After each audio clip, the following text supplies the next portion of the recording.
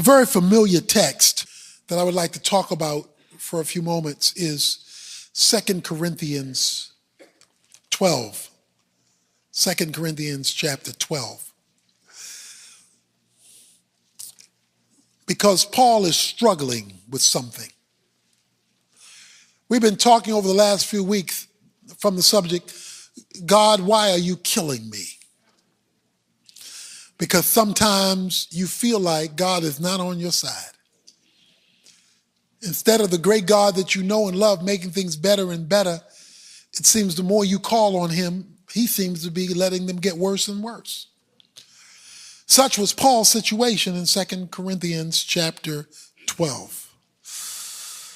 It's hard to live in the sunshine when your life is full of fog. You know the sun is up there somewhere, you just can't see it because your vision, your sight of vision is very limited and very narrow. Paul says in verse 7 these words, because of the surpassing greatness of the revelations, for this reason, to keep me from exalting myself, there was given me a thorn in the flesh, a messenger of Satan to torment me, to keep me from exalting myself. Paul says, I had a thorn. The Greek word for thorn was used of a splinter or a needle or a fish hook, the point of a fish hook. It was an ongoing irritation that he couldn't shake. He calls it a thorn. We've grown up and many of us have put our hands in the thorn bushes and have been cut and have that thorn stick. Perhaps you've had a thorn or a splinter in your finger and you couldn't get at it. You get a needle and you're digging and digging and digging.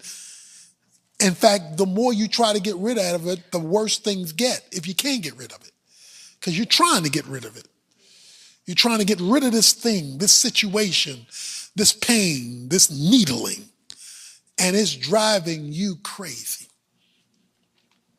He says, I had a thorn in the flesh. It was related to my physical life. Now, Paul doesn't tell us what the thorn is. There are many guesses. We know from statements that Paul makes throughout the New Testament, he had eye problems. He says in one place, I've written with large letters so that you could read them, so that he had to be able to see to write. He talks about eyes in a number of cases. So yeah, they could have had an eye problem. So it could have been a physical thorn. He talks in another place about many of the burdens that he faced. Distress and persecutions and all these mass shipwreck. And so it could have been a circumstantial burden in his life. Any number of burdens or needling. My guess, and it's a guess because he doesn't say, well, maybe he says, it depends on how you interpret it, because he says in this verse, a messenger of Satan. So it could be a person in his life who's driving him crazy. Anybody have a messenger of the devil? The Bible talks about Satan having human messengers, people who are demonically inspired to make our lives miserable. And you can't get rid of them. You know, maybe you work next to them and nobody's getting transferred. Nobody's getting relocated. Nobody's getting fired. And you can't shake it. Maybe you live with them. And they're messengers of the devil. In fact, sometimes we say that about people. You ain't nothing but the devil, right? We say that about people. So it could have been a person, but we don't know, because he doesn't say. We do know that it was the devil behind it. And the devil, through whatever this thorn was making life horrific. Horrific. It was needling him, and he couldn't shake it. He couldn't do anything about it. He couldn't get rid of it. Here's something you need to know about a thorn, and it's a critical principle. It's a difficult one to accept, but it's critical if you're going to deal with the thorn. Nothing but nothing gets to you, even if it's from the devil, that doesn't pass through God's fingers first. The devil is not sovereign, God is. He's powerful, but he's not sovereign. Even God said to the devil, have you considered my servant Job? So the devil only got to mess with Job because God okayed it. So we've got to get something straight, and it may shake your theology. It may make your theology uncomfortable to know that God, here it is, will sometimes use the devil to carry out his purposes. Now that can mess with you a little bit. That can throw you off a little bit because our position is God and the devil are at odds with one another. They're at war with one another. They disagree with one another. It's good versus evil. But God, in his purposes, will at times use the devil to fulfill God's purposes. Peter told Jesus, everybody's going to forsake you except me. In Luke 22, I am your man. I am never going to leave you and forsake me. Jesus tells Peter, Satan has requested to sift you as wheat. Satan has made a request to have you, which means Satan gets to you by permission because he made a request. He has requested to sift you as wheat. Then Jesus said, but I'm praying for you that your faith fail not. So Satan has to get approval. Sometimes, many times, maybe even most of the time, God blocks him, but not all the time. Not all the time. Why? I raise the question, why? Why would God allow the devil to get to me as one of his children? A number of reasons. Number one, this is the positive. There's a positive reason and a negative reason. Let me give you the positive. The positive reason is to increase your anointing. I said it again. The positive reason that God will allow the devil to get to you is to increase your anointing. Now, what do I mean by that? To expand your usefulness for God. God will let the devil mess with you so that you can experience more of God. Notice what he says, verse 7, first line, because of the surpassing greatness of the revelations. For this reason, to keep me from exalting myself, there was given me a thorn. Because of all that God had done and was going to do through me, he allowed Satan in. So I have some good news, even though you won't be happy to hear it.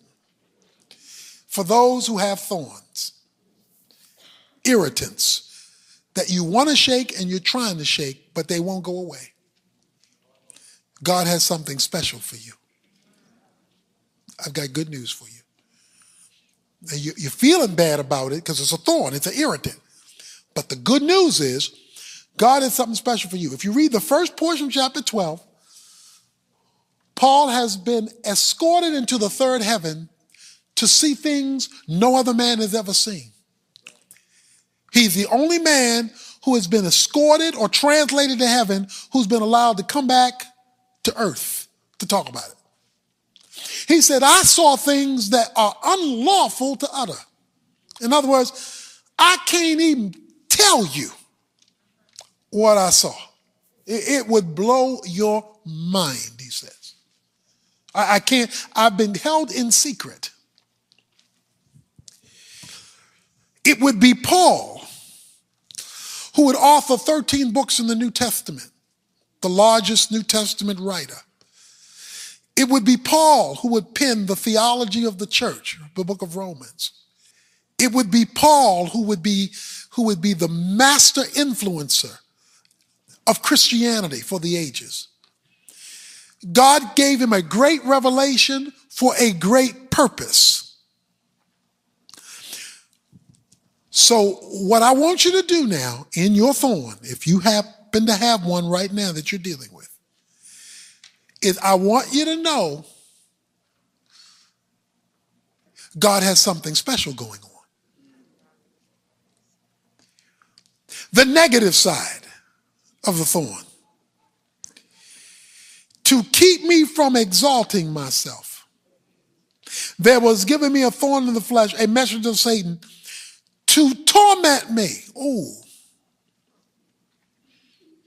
So this thing is driving me crazy. To torment me. To keep me from exalting myself.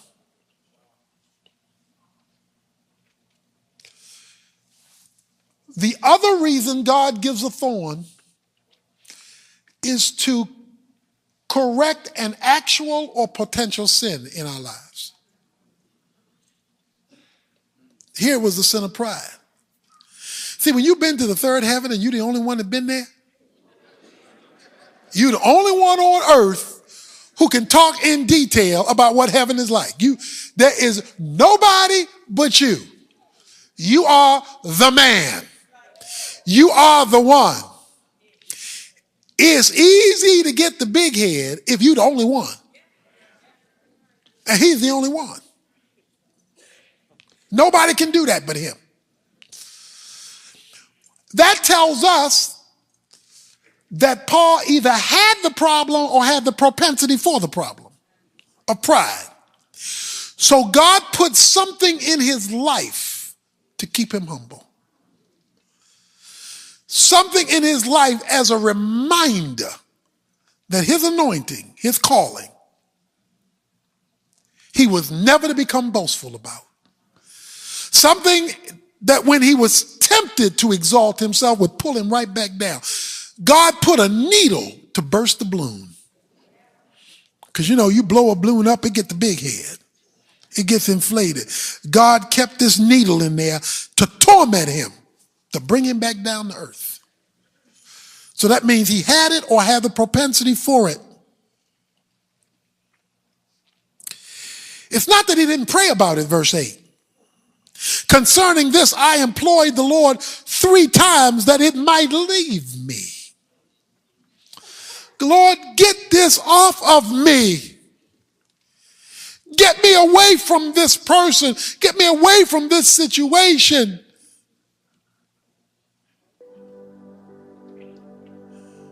There's been a situation where every time it looked like you're about to get out, you get drugged back in. He says, I'm talking to God. I'm talking to God about 3 times. One of the questions people will often ask is, how often do you pray about something? The answer, till you get one. Why did he stop after 3 times? Because he said, and he said to me. He got a response. So you keep talking to God until he gives you a response, but you give him the freedom to give you a response. And he has to have the freedom to give you his response, not the response you want him to give you. He said to me, so there was a word from God. That's a rhema word, because he said it to me. See, that's a rhema word. A rhema word is a specific utterance with your name on it, not a general message for everybody. This isn't an envelope with occupant on it. This is an envelope that's been mailed to you. He said to me, My grace is sufficient for you. Translation, I am not going to take away your thorn.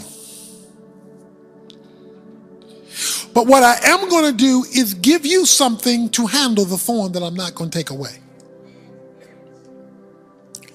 My grace is sufficient.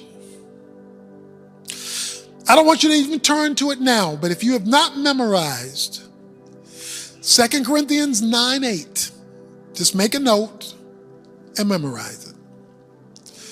That verse will hold you steady when life is tormenting you. And it relates to this phrase, my grace.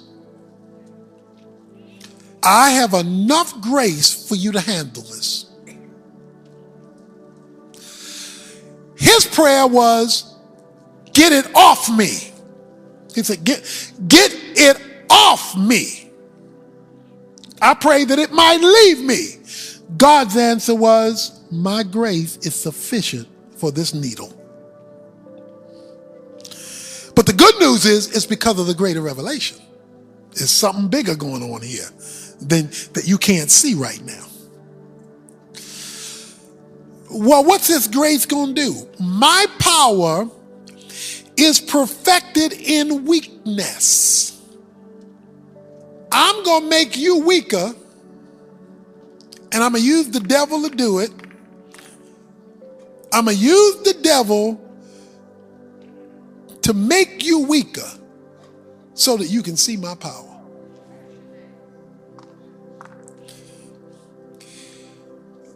God will never be more real to you than when you have something in your life you cannot fix. You can't fix it. The thorn won't go away. Nothing you try gets rid of it. And you feel weak, helpless, helpless, helpless. You don't know where to turn. You don't know to whom to turn. You don't know if to turn. You are helpless. He says, my grace is sufficient because with my grace comes the power in the midst of your weakness. Therefore, it must not be your power because he just told you were weak. Well, what am I supposed to do? Most gladly then, I will boast about my weakness so that the power of Christ may dwell in me. Okay, are you sitting down? Well, I know you are, but that's rhetorical. Are you sitting down? Did you just hear what he said? In my weakness, because I'm tormented in this situation that I can't change. When I discovered the principle of grace, of the sufficiency of grace, God's supply is enough for my situation. And this torment is making me weaker.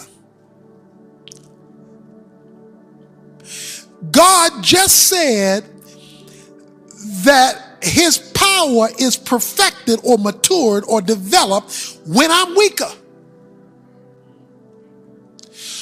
Follow this now. The needle is making me weaker. The torment is making me weaker. It's breaking me down.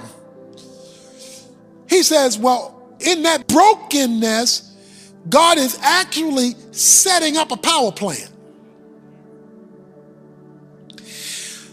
I will therefore most gladly boast about my weakness. Now, that's not what we do. We complain about our weakness. Lord, this thing is killing me. This thing is driving me crazy. I can't make it. Blah, blah, blah, blah, blah, blah, blah, blah, blah, blah, blah, blah.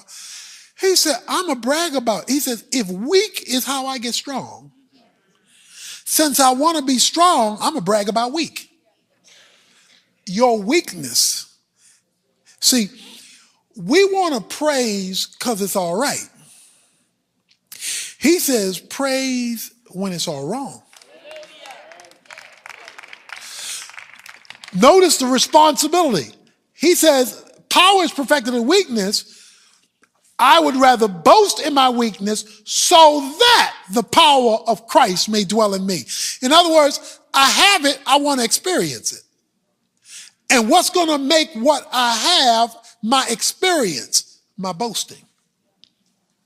My making a big deal in the midst of my deep anguish. Therefore, I am well content with weaknesses, insults, distresses, persecutions, difficulties, for Christ's sake, because I'm maintaining my Christian position. For when I am weak, then I am strong. That goes against every fiber of our being. That goes against what's natural. That goes against every advice we would give anybody or that anybody would give us. That's not normal to boast in my weakness. To say, God, this thorn in my life, I pray that you take it. I want you to take it. He's not condemned for praying that it goes away. I want to be free from this thing. It's killing me. It's killing me. That was his prayer. He wasn't blamed for the prayer, but the answer. Paul, if I take away your thorn, you're going to miss my power. So Paul, which would you choose? Would you be thornless with no power, or have a thorn with great power? And I'm not being mean with the thorn. It's because I got a greater anointing for you, and I got to keep you humble. So the thorn is not trying to be mean, although it does hurt.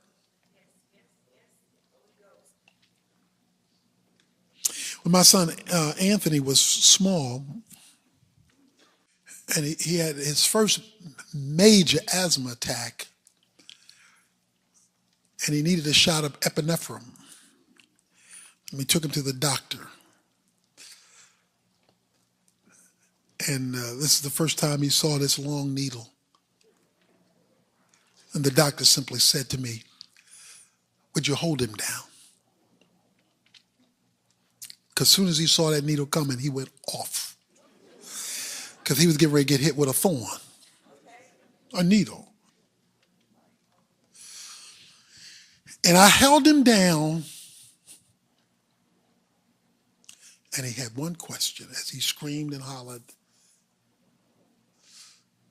why are you helping him hurt me? And that's what I was doing. I was helping the doctor hurt him because the doctor was going to hurt him with the needle. But I understood something he didn't understand. That in the pain of the needle would be the power